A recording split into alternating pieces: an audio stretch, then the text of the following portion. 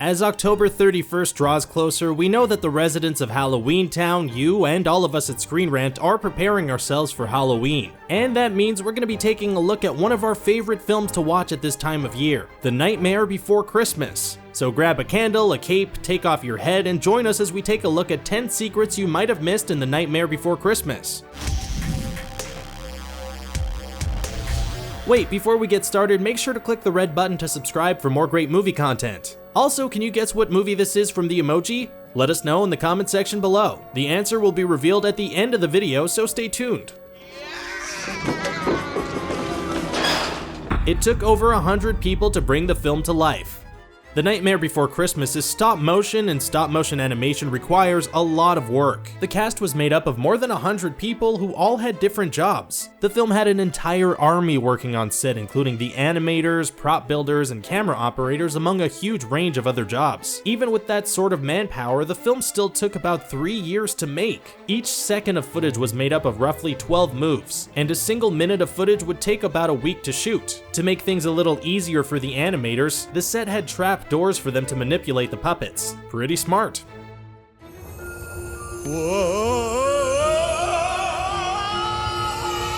The reflection on the doorknob was one of the hardest scenes to film.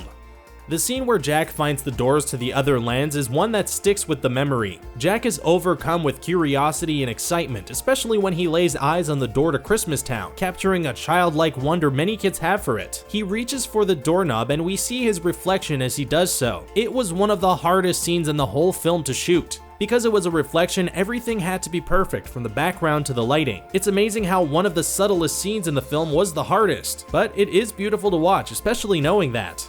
Hola! Did you hear about the latest addition to our family? The Richest Espanol is the perfect place for all you native Spanish speakers out there. Don't speak Spanish? No problem, come on over. This is the perfect place to practice. Amazing facts, interesting people, and funny pictures. Check out the Richest Espanol today. The visuals have a great range of influences.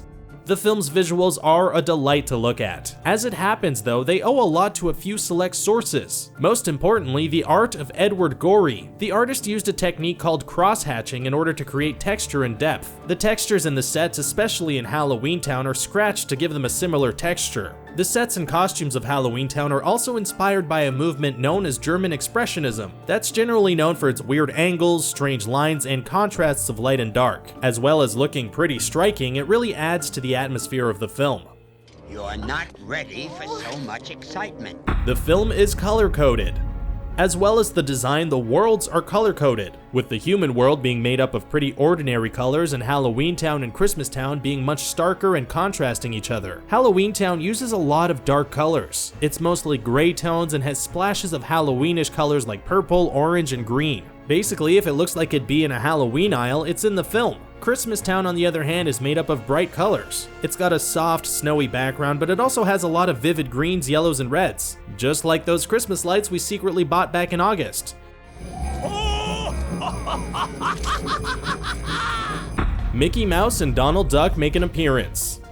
Disney were initially reluctant to allow a Mickey Mouse and Donald Duck cameo in the film, but eventually relented. They appeared as toys left by Jack. Mickey is a flying soft toy with a large sharp-toothed grin, and Donald is a duck on wheels with razor teeth. They're pretty terrifying. The sort of toys we'd have ran away from if we got them as kids. It doesn't help that they also attack the kids they're left for. A brother and sister wearing pajamas with the characters on them. We didn't even realize they were the Burtonized versions of the characters for years. But now that we do know, it makes us really happy. Hey, these aren't my rules. Come to think of it, I don't have any rules. Actually, there are quite a few appearances and references. It's not just Mickey and Donald who get cameos. There are a lot of references, mostly to Burton's films. The black and orange striped snake is a reference to the giant black and white striped sandworms, which can be seen in Burton's earlier film Beetlejuice. There are a few times white and black stripes show up, but that might be less of a reference and more that it just works. As well as this, there's a resident of Halloween Town known as Behemoth who looks like wrestler Tor Johnson in Ed Wood's Plan 9 from Outer Space. At the time, Burton was in pre-production with Ed Wood, a biographical film which covered him making Plan 9.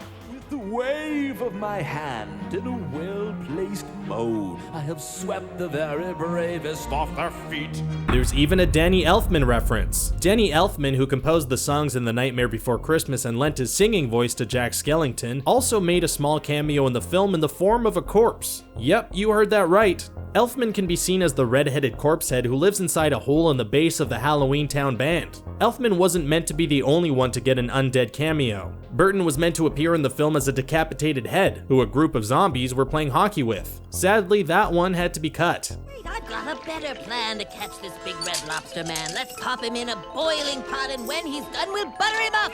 There are a few big names in the cast. What you might not have noticed is the star-studded cast. Elfman provided Jack with a singing voice, but his speaking voice was provided by Chris Sarandon, best known for Fright Night and Child's Play. He stars opposite Catherine O'Hara as Sally. O'Hara had previously worked with Burton on Beetlejuice. Her co-star Glenn Shaddix filled the role of the two-faced mayor of Halloween Town. As well as this, Paul Rubens, best known as Pee Wee Herman, provided the voice of Locke, who worked for Oogie Boogie. Boogie himself was played by Ken Page, who's best known for his work in theater. Sandy Claus. Jack Skellington has over 400 heads.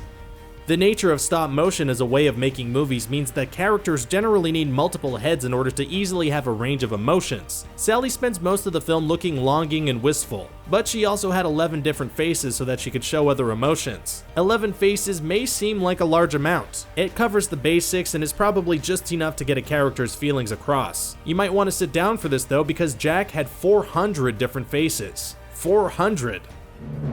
This device is called a nutcracker. Jack makes appearances in other films.